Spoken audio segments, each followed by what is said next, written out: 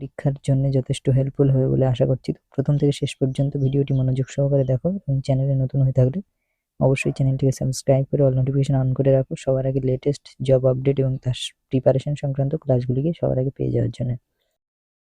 তো দেখো, ওয়েস্ট বেঙ্গল গ্রাম panchayat exam practice set 1 কি রয়েছে, সরাসরি চলে যাব কোশ্চেনে।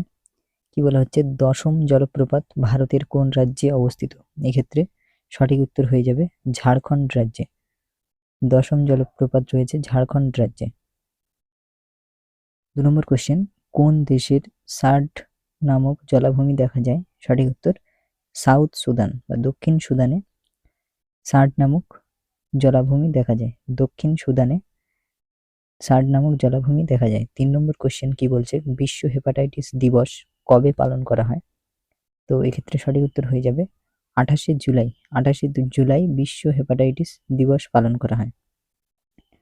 চলে যাব 4 নম্বর কোশ্চেনে, হিমাচল প্রদেশের প্রথম মুখ্যমন্ত্রী কে ছিলেন? সঠিক উত্তর যশবন্ত সিং পারমার। যশবন্ত সিং পারমার ছিলেন হিমাচল প্রদেশের প্রথম মুখ্যমন্ত্রী। 5 নম্বর কোশ্চেন, দশম জলপ্রপাত ভারতের কোন রাজ্যে অবস্থিত? সঠিক উত্তর ঝাড়খণ্ড রাজ্যে। পরবর্তী কোশ্চেন, গামা রশ্মি কে আবিষ্কার করেন? সঠিক উত্তর পল ভিরাট। পরবর্তী কোশ্চেন, পৃথিবীর গভীরতম স্থানের নাম কি? সঠিক উত্তর মারিয়ানা খাত। প্রশান্ত মহাসাগরের মারিয়ানা খাত হলো পৃথিবীর গভীরতম স্থান। পরবর্তী কোশ্চেন 8 নম্বর, ন্যাটোর সদর দপ্তর কোথায় অবস্থিত? সঠিক উত্তর ব্রাসেলস। বেলজিয়ামের ব্রাসেলস শহরে ন্যাটোর সদর দপ্তর অবস্থিত। 9 নম্বর কোশ্চেন, সম্বর হ্রদ ভারতের কোন রাজ্যে অবস্থিত? সঠিক উত্তর সম্বর হ্রদ রয়েছে রাজস্থান রাজ্যে।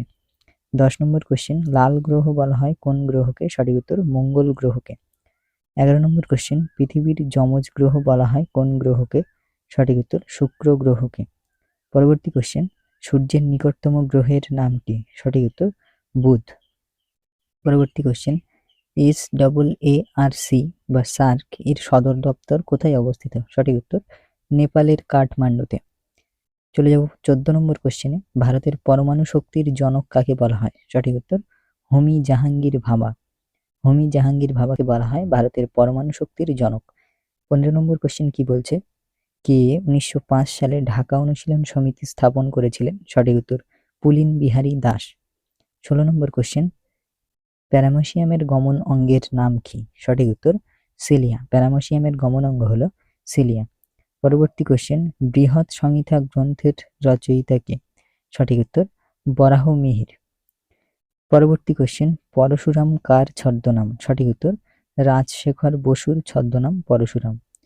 চলে যাব পরবর্তী কোশ্চেনে, শুদ্ধি আন্দোলন এর প্রবর্তক কে ছিলেন? সঠিক উত্তর দয়ানন্দ সরস্বতী। 20 নম্বর কোশ্চেন বলছে, ভোপাল গ্যাস দুর্ঘটনার জন্য কোন গ্যাস দায়ী? তো সঠিক উত্তর হয়ে যাবে মিথাইল আইসোসায়ানাইড বা MIC। 21 নম্বর কোশ্চেন, ভারতের প্রথম নিউক্লিয় পরীক্ষণ কোথায় হয়েছিল? সঠিক উত্তর পোখরানে। 22 নম্বর কোশ্চেন, সবচেয়ে হালকা মৌলিক পদার্থ কোনটি? সঠিক উত্তর হাইড্রোজেন গ্যাস। চলে যাব পরবর্তী কোশ্চেনে, পেশির ক্লান্তির জন্য দায়ী কে? সঠিক উত্তর পাইরুভিক অ্যাসিড।